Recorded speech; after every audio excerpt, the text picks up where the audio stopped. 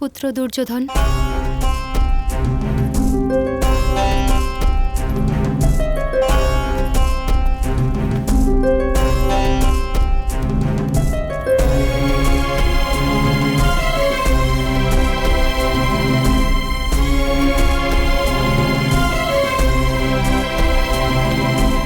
তোমাকে বিজয়ের আশীর্বাদ প্রদান করে আমি নিজের জন্য বিজয় প্রার্থনা করছি পুত্র। আমার বিজয় প্রাপ্তি তো তোমার জীবিত থাকার মধ্যে। আমাকে কথা দাও পুত্র, তুমি মৃত্যু অভিমুখে চরণ ফেলবে না। মাতা, আপনার প্রদত্ত কবচ দ্বারা আমি অজেয়, আর আজ আমি ওই পাণ্ডবদের বধ করে ফিরব, আর আমার ৯৯ জন ভ্রাতার মৃত্যুর প্রতিশোধ নেব আমি। কিন্তু দুর্ভাগ্যক্রমে যদি আমি মৃত্যুর চরণধ্বনিও শ্রবণ করি, তথাপি আমি সমর্পণ স্বীকার করব না। সমর্পণ না হোক, সমাধান তো করতে পারো, তাই না? মাতা, সমাধান যদি করারই হতো তবে যুদ্ধ কেন করলাম? আমার নিকট তো একটাই সমাধান, ওই পঞ্চ পাণ্ডবের মৃত্যু।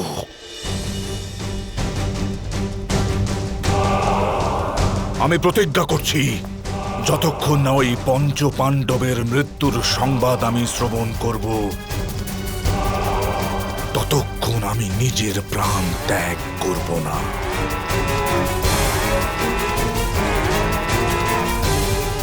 মাতা, আপনি চিন্তা করবেন না, আপনার এই পুত্র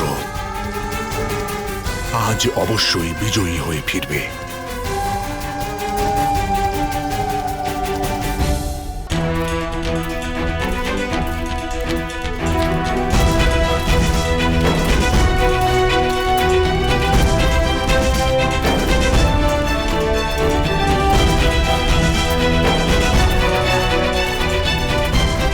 আমরা যুদ্ধের জন্য প্রস্তুত। বিজয়ের জন্য প্রস্তুত আছি বল অর্জুন। আজ আমাদের বিজয় সুনিশ্চিত। পরীক্ষার পূর্বেই আপনি পরিণাম জেনে গেলেন ভ্রাতা ভীম?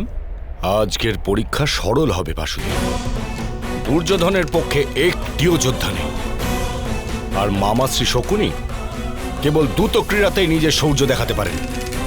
আর আজ মামাশ্রী শল্যর মৃত্যু অবশ্যই আমার হস্তে হবে। দুর্যোধন আজ একাকী রয়েছেন। দুর্যোধন আমার সামনে দুর্বল, ওর সমস্ত শক্তি আমরা ওর কাছ থেকে ছিনিয়ে নিয়েছি। শত্রুকে দুর্বল গণ্য করে যে যোদ্ধা, সে যুদ্ধে পরাজিত হয়ে যায় ভ্রাতা ভীম। সিংহকে বধকারী হস্তির কর্ণে যদি পিপীলিকা প্রবেশ করে, তবে সে উন্মত্ত হয়ে পর্বত থেকে পতিত হয়। আমরা জানি না আজ শত্রু কোন শক্তি নিয়ে আসতে চলেছে রণভূমিতে। শত্রু দুর্বলতা সম্পর্কে জ্ঞান ব্যতীত তাকে দুর্বল গণ্য করা ভুল ভ্রাতা ভীম।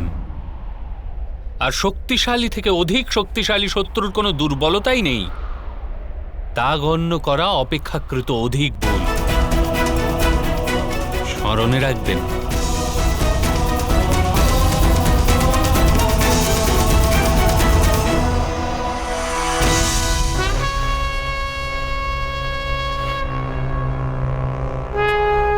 যুদ্ধের ৮৮তম দিন।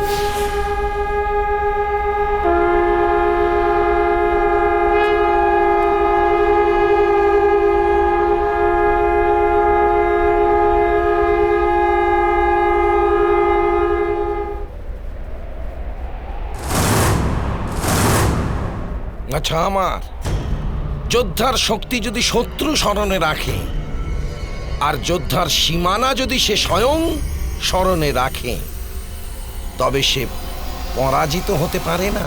আপনার সংকেত কোন দিকে মামাশ্রী, সেটা আমি জানি। আমি কারোর প্রহার হতে দেব না, আপনি চিন্তা করবেন না। মদ্ররাজ, আক্রমণের আদেশ দিন।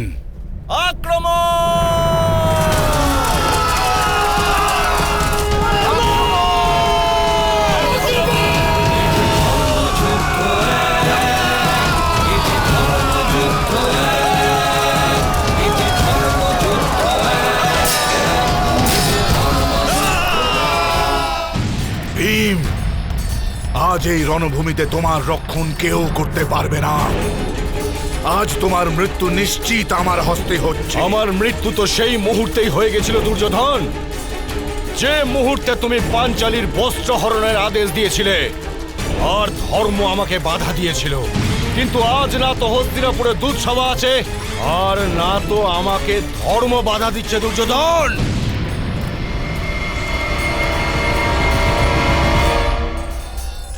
আজ কেবল তুমি আছো আর আমি, না কোনো প্রপঞ্চ, না তো কোনো ছল। নিজের ৯৯টি ভ্রাতার মৃত্যু তো দেখেছো, তাই না দুর্যোধন? এবার তুমি নিজের চোখে স্বয়ং নিজের মৃত্যুকে দেখো। দেখো দুর্যোধন!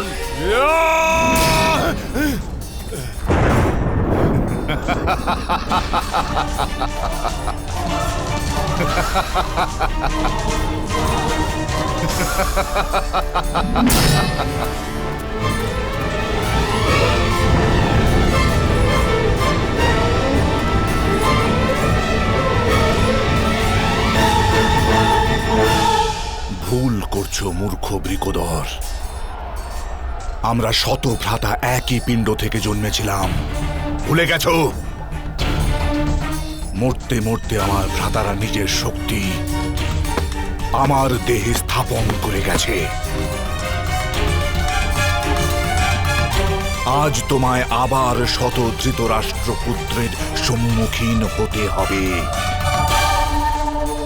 শত কেন, সহস্রপুত্র হলেও তাদের এই দশাই করতাম আমি।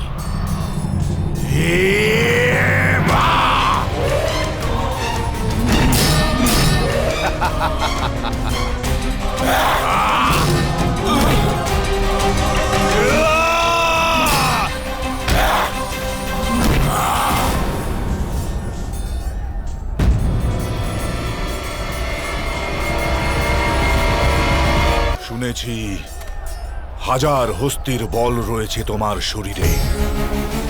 একটি হস্তির বুদ্ধিও যদি থাকতো, তাহলে তুমি আমার নিকট সমর্পণ স্বীকার করে নিতে। প্রলাপ করো না দুর্যোধন, দ্বন্দ্ব এখনো সমাপ্ত হয়নি।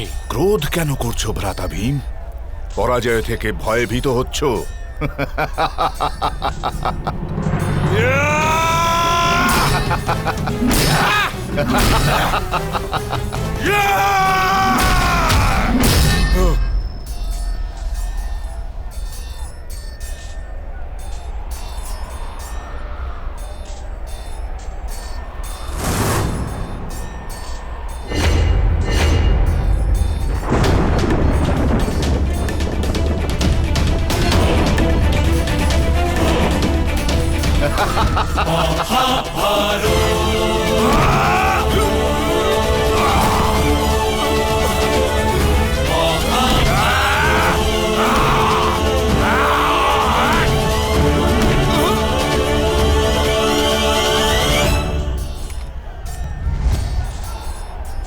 আশ্চর্য হচ্ছ আমার শক্তি দেখে ভ্রাতা ভীম।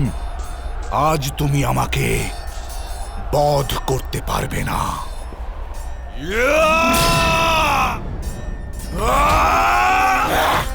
শুনে রাখো পাণ্ডুপুত্রগণ, আজ পর্যন্ত এ তোমাদের রক্ষা করছিল। একে বিষ দিয়েছিলাম, তথাপি এ ফিরে এসেছিল। এই কারণেই বারণাবর্তের লাক্ষাগৃহে তোমরা সবাই জীবিত ছিলে। এই পাষণ্ড ভীম জরাসন্ধকে বধ করেছে। শুনে রাখো পাণ্ডুপুত্র, এই তোমাদের সবচেয়ে বড় রক্ষাকর্তা।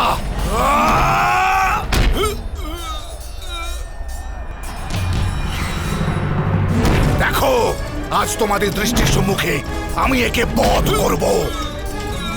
আমি কথা দিয়েছি একে মারবার পূর্বে আমি তোমাদের কাউকে বধ করব না।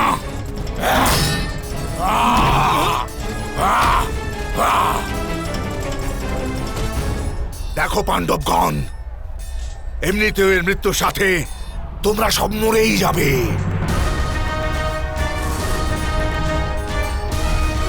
দেখো কি প্রকারে তোমাদের এই মহাবলী ভ্রাতা ধীরে ধীরে মৃত্যুকে প্রাপ্ত করে।